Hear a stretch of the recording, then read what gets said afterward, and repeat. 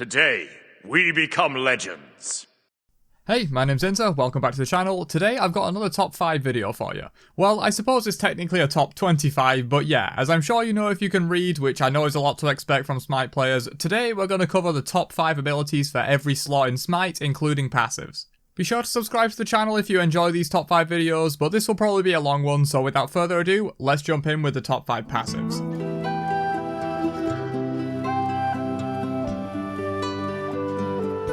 So kicking off the passives list at number 5 I have Anubis, who's not known for being a particularly strong god, but don't let that fool you. His passive, Sorrow, is truly one of the greats. This passive basically comes in 3 parts. 21 of each protection stolen from the enemy, so that works as 21 free penetration and also extra tankiness for Anubis, which is much needed. 30% crowd control reduction, which again is much needed given how easily he is locked down, and this almost caps out your CCR just from a passive, which is underrated as hell given how little CCR is available on items for squishies. And finally, the bit that most people know Anubis passive for, the 99% boost to healing obtained from lifesteal, which Anubis relies on to keep himself alive given his lack of mobility. Neither of these 3 effects will be game breaking on their own, but he pretty much has 3 mini passives that are all great, but in one single slot, which is definitely worthy of the list. Training her way into the number 4 spot for passives, we have Mulan's Training Arc. This passive is make or break for Mulan as it turns her otherwise basic abilities into some of the most powerful ones in the game over the course of a match. An extra hit to both her 1 and 2, passive stat increases, and the ability to grapple walls all come from this passive.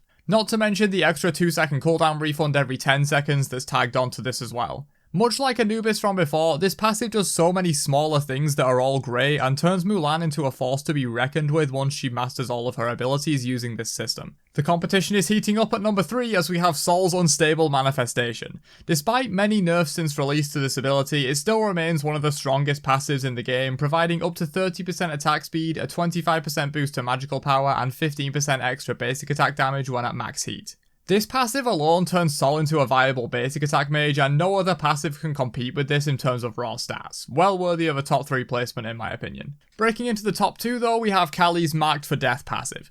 This passive completely defines Kali's entire playstyle, and for good reason. Healing 60% of her maximum health potentially multiple times per fight allows Kali to hyper carry games like no one else and 1v5 teams in the right scenario when using her ultimate for survivability to clean up those target kills. It's not just the heal though, this also grants up to 20% penetration against the marked target to help shred through them and increase gold for killing them as well to help Kali towards that insane late game where she is almost uncontested the best god in the game. This passive is so good it took a large nerf recently, taking 10% pen away and 20% of the heal, but I still firmly believe it's a top 5 passive and the main reason Kali is always so strong, especially against uncoordinated teams that can't take her down. Quick honourable mentions to Apollo, Ratatoska and Olorun, who didn't quite make the list but were in serious consideration. Also, quick note on Cuchulainn and Arthur's passives, I'm not including stance switches on the list since they'd be way too hard to evaluate based on whether you count them as a whole new bar of abilities or just passive benefits, so stance switches are out for now.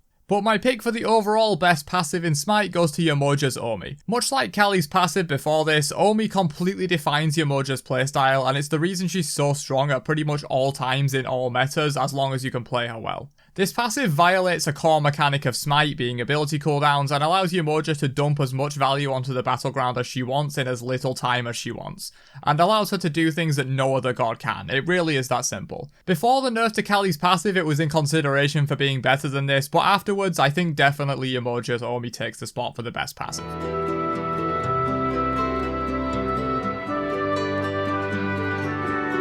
So with passives concluded, let's move into basic abilities with slot 1 up first. So my number 5 pick for first abilities is Iset's Wind Gust. This ability I feel flies under the radar because it's not super flashy, but this does 460 plus 160% of magical power, as much as a lot of mage ultimates to be honest, which makes for insane wave clear and poke potential. Plus, Wind Gust gives movement speed to juke attacks while channeling, as well as root and knock-up immunity to boot. This is just a quintessential strong mage ability in almost every regard. Next up we have a more focused choice but a strong one nonetheless, and that's Thor's Hammer. This ability is sort of dual use in terms of it works as an insane damage tool, dealing 630 base damage and 90% scaling on the double tap to gods, and after the buffs it even does 420 plus 60% to minions for decent clear.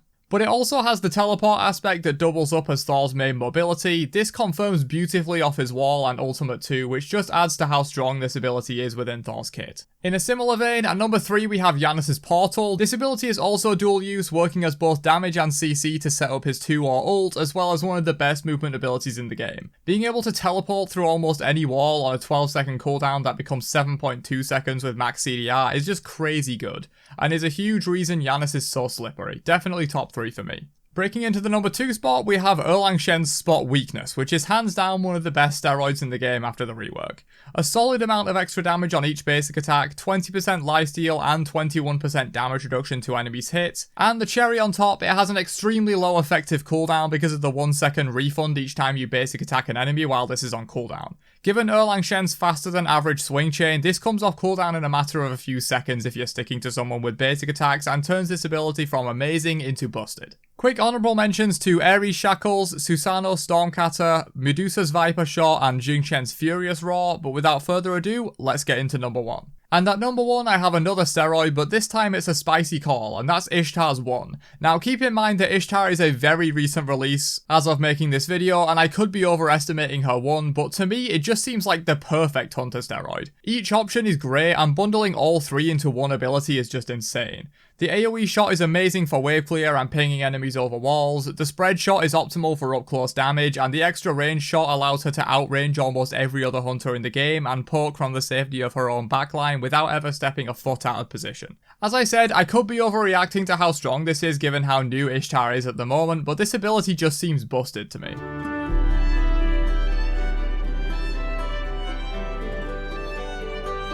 But with slot 1 covered, let's move on to some second abilities, and first up I have another spicy call, that being Cerberus and his Ghastly Breath. This ability never seems to get any fanfare, but in my opinion is low-key busted. The damage is absolutely absurd for a Guardian at 420 base damage and 87.5% scaling, which is easy to confirm because of the also absurd 36% slow this ability provides to enemies in the center. If that was all this ability did, it would still be solid, but it also has an absolutely ridiculous 39 protection shred that means you're basically dealing true damage to squishies with this ability and any follow-up abilities from either Cerberus himself or other magicals on his team. That prot shred is really what tips this ability over the edge into being as low-key busted as it is. If this ability was on a warrior, everyone will be losing their minds, but Cerberus gets away with it by being a Guardian. My pick for the number 4 best second ability in the game is Bellona's Bludgeon, which used to be one of the most highly regarded basic abilities in the game, but has fallen off to stronger competitors a little bit over the years.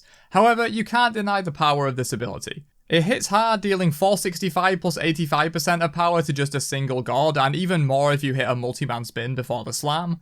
But the other half of this ability is just as valuable as that damage, and that's of course the hammer basic attacks. It gives Bellona the pretty much uncontested best wave clear in the game for solo lane for the early levels, which allows her to build her lead and snowball early on. When you use this pressure right, it's a silent killer. You don't always notice why Bellona is fed, but this is almost always the reason. Moving on though, we have an ability that really should never have been put on an assassin, and that's Raven's 2 Overhead Kick. At release, this ability was just damage immune, and that was probably the only time it wasn't top 5 2s in the game. After making it CC immune too, it's just insane. This kind of blanket immunity on an assassin when diving the backline is just infinitely useful, especially when assassins are often targeting big burst mages, and this ability just gets crazy value. Poseidon just absolutely cries when he gets dived by a Raven and literally can't ult him because he'll just press 2 and immune it while dealing 210 plus 70% power back to him. Not only is this a better Chang'e 2, it's also in a better class for this kind of immunity, truly a godlike second ability. Next up, we have the former best support 2 in the entire game, and that's Athena's Confound. This one is the definition of simple but effective. All it does is taunt in a cone and deal a bit of damage, but that's all it needs to do when taunts are one of the best CCs in the game that only got better after the DR changes. Since they're not true hard CCs and don't apply 2 DR stacks, but are arguably just as good as knockups because they group enemies up as well. This ability pretty much kills anyone it hits in the late game if they don't beads it, and the fact that you can group up several enemies into a huge mage ult follow-up is unlike almost any other CC in the game, and definitely deserves a spot on the list for the best 2s. Quick honourable mentions to Achilles with his Radiant Glory, Hebo's Atlas of the Yellow River, Mulan's Spear Thrust when fully mastered, and Baron's Consigned Spirits on high hysteria targets. But the reason I said Athena's taunt was formerly the best CC in the game is because my pick for the number 1 best second ability is Atlas and his gravity pull. They basically took an already insane CC ability, Fenrir's ultimate, and gave it to a Guardian on the 16-second cooldown while allowing it to hit multiple people. Yes, the CC duration is slightly shorter, but not enough shorter to outweigh the massively lower cooldown and AoE nature of this compared to Fen ult.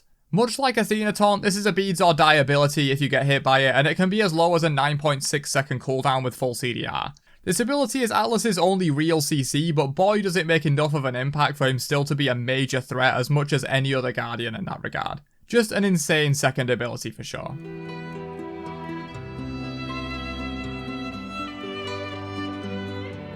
But with slot 2 covered, let's move on to the top 5 third abilities, starting with Odin's 3, Gungnir's Smite. Ever since Odin's rework in January 2020, this ability has been pretty damn busted. With a total damage output of 630 plus 120% scaling, it's one of the hardest hitting warrior basic abilities in the game, assuming you go for all 3 pulses and a stun. In fact, it's only about 100 damage behind his full bird bomb, which uses both his 1 and 2 and is harder to hit raw. But this ability also has the underrated option of boosting everyone around you's attack speed by 30%, including yourself, which is the equivalent of Shogun's Kusari's aura for the duration, and is great for shredding objectives or even just in teamfights. That attack speed can be more valuable than the extra damage from charging it 3 times. All this on a 12-second base cooldown with knock-up immunity. This ability just has everything you'd need with multiple good options. Next up, we have a more recent addition to the roster, and that's Lancelot with his 3, Mount Up. So this ability is pretty much a Wheelix's 1, but better in almost every way. The only downside is being force dismounted by taking damage. And for that, he gains immunity to all CCs except stuns and 2 dismount options that are both better than a Wheelix's jump from Suku. Not to mention the up to 740 HP and shields you can gain over time while on the horse. Of course, this ability still has the great benefit of mobility to get around the map much faster than most of the gods, but also comes with great damage and utility to boot. Moving on, we have one of the best escape and safety abilities in the entire game, and that's Charybdis with her Whirlpool form. This ability is instant immunity for 3 seconds with an up to 40% movement speed to disengage or chase if needed. Plus some not half bad damage to be honest as well, but the main reason this ability is here is how fast the immunity kicks in.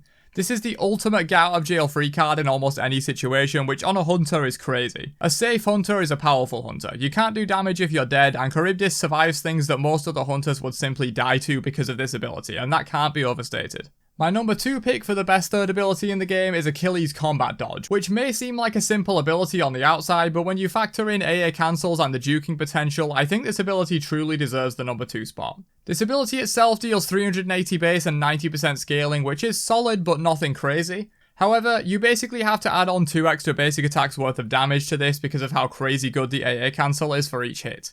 So once you add on that extra 100 or so plus 200% scaling, this ability actually hits way harder than it looks on paper. Plus there's the double dash that's amazing for chasing, retreating and juking mid-fight, and even procs Achilles on 2 twice in one ability for extra heals. And it does all this on a 10-second base cooldown that becomes 6 seconds with full CDR, with the potential for other ability casts in between each hit. This ability is definitely slept on and well deserves this spot. Quick honourable mentions to Yu Huang's Celestial Flight, Heim's Bifrost and Iset's Dispel Magic, but my pick for the number 1 best third ability in the game is of course Geb's Stone Shield. Could it really be anything else? This ability has been a powerhouse ever since Geb's release way back in 2014 and is just the quintessential support ability. 550 health and shields and that all-important CC cleanse on use has saved many a carry's life and completely shuts down a lot of picks like Nox or Fenrir that rely heavily on one single target CC. There's not too much else to say on this really. It's not a complex ability, but it definitely is a strong one and the best third ability in the game, in contention for the best basic ability in general.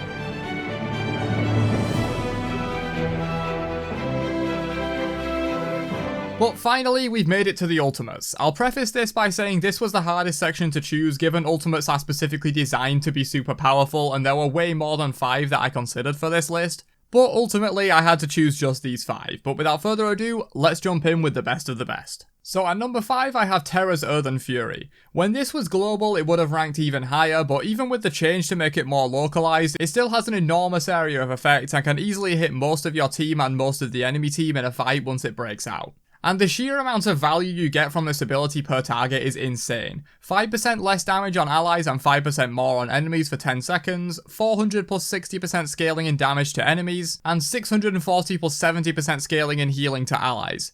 Even if this hits only 3 or 4 people, including Terra, it's still good value. Anything beyond that and it's crazy OP. Moving on though, at number 4 we have Atlas and his Gamma Ray Burst ultimate. This one is a really unique take on how to be supportive with your ultimate, as it doesn't have any CC, healing, shields, or any other way to directly defensively help your team. What it does have though, besides its 1010 base and 140% scaling total damage, is humongous stat reductions on the affected enemies.